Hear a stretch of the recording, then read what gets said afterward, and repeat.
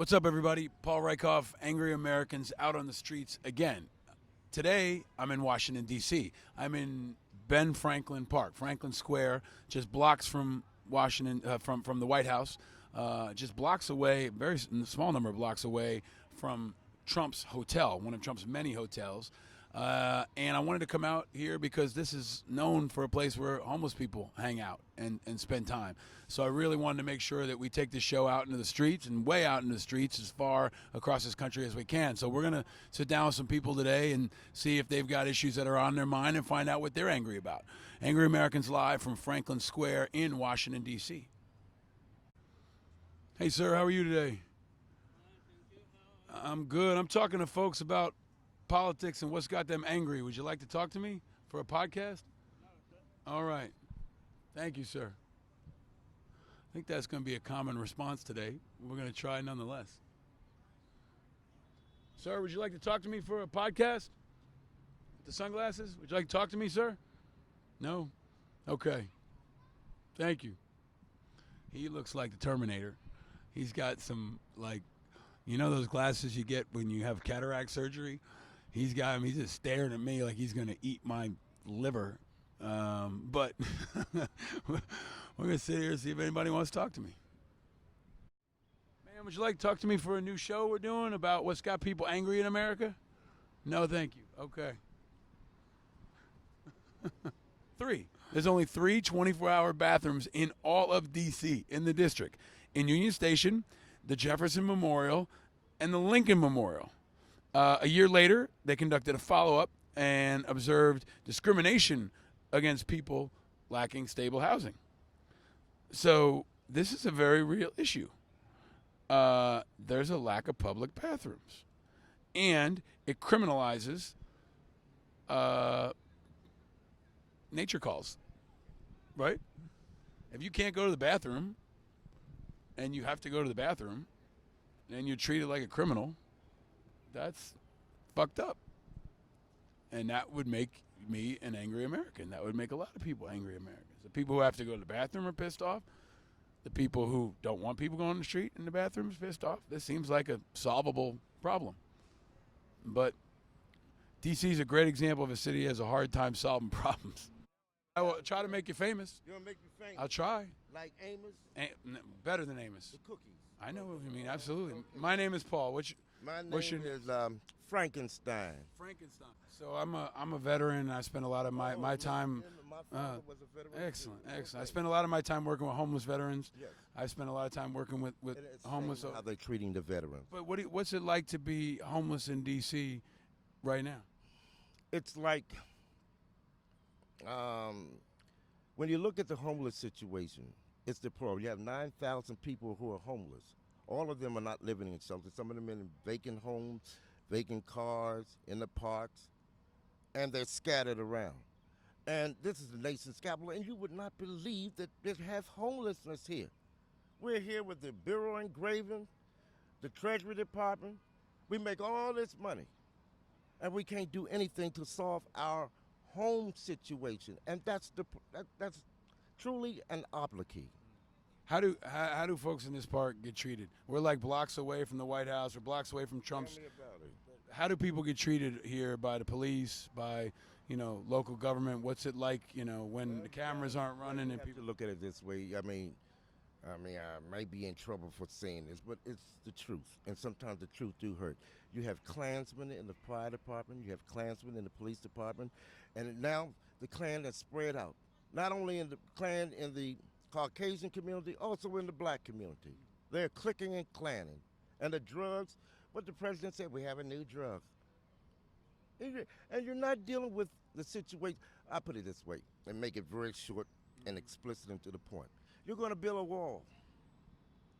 Your wife needs to jump over it so she can test the wall and let everybody know how the wall works. And the president needs to jump over it too. Because what, he's Russian? You know, had too many Trumps. Then brought that little child there for the State of the Union. What Pelosi said, he's not trying to make America great again. He wants to make it white again. Because basically, a lot of them don't live in housing, and they live on the street. Some live in alleys, some live on the bridges. So what they're doing, they're preparing to take back whatever they need. That's why you see, I don't know if you see the pastors coming now. You see them with the, when you see them pushing carts and et cetera around here, I mean, that's all they got. So we're a block away from the White House now, Washington, D.C.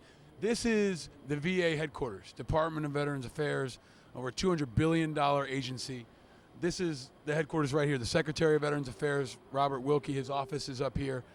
And I want you to see something. In here are homeless people. Every time you come through here, right over, around the corner, right by the metro station, are homeless people. And they camp out here, they live here, they breathe here. But every day, a cabinet-level secretary walks past homeless people outside his office. I think that's an issue that should make everybody angry.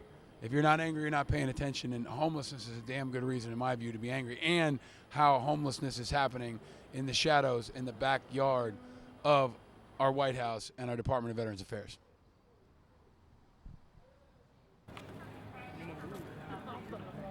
All right, angry Americans on the streets. We're in front of the White House. There's the White House. It's a place that used to be open to car traffic. Now it's exclusively foot traffic and these annoying ass scooters that are all over D.C. and other cities. We're going to see if anybody wants to talk to us about the state of affairs in America. But there's plenty of folks here who got things that they're angry about, and we're going to try to talk to them. Angry Americans out in the streets from D.C. and the White House. I think, especially since Trump's become president, this has kind of become more of a public square, more of a community space. So people are coming down, protesting, sounding off. Want to talk to me for a new show, sir? I'm Casey, and I'm from Ohio.